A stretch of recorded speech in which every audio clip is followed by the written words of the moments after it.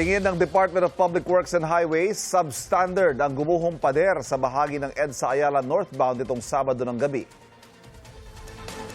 Ito yung materialis na ginamit.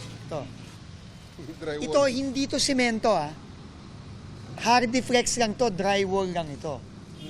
Okay, so parang ang nangyari dito, kung sino man ang gumawa nito, pinapalabas nila na semento, pero hindi naman pala semento. Walang nasaktan ng gumuho ang pader, pero naperwisyo maraming motorista dahil humambalang ang debris sa ilang lane ng EDSA.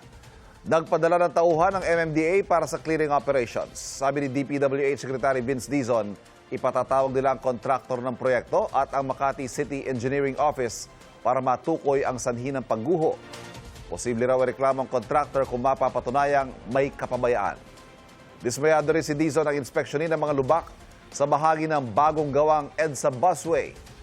Bahagi ito ng Phase 1 ng EDSA Rehabilitation. Ayon kay Dizon, napinsala ang bago asfalto dahil sa naipong tubig dulot ng mga pagulan.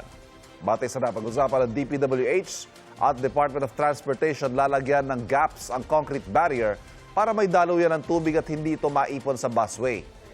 Ayusin din daw ang nasirang asfalto kapag bumuti ng panahon.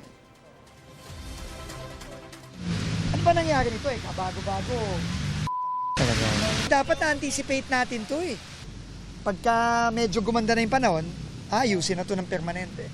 Ongoing naman yung project, so lahat to, correction ng kontratista to. Kahit na nagawa na nila yan, uulitin nila yan. Walang choice yan. At no cost sa gobyerno yan.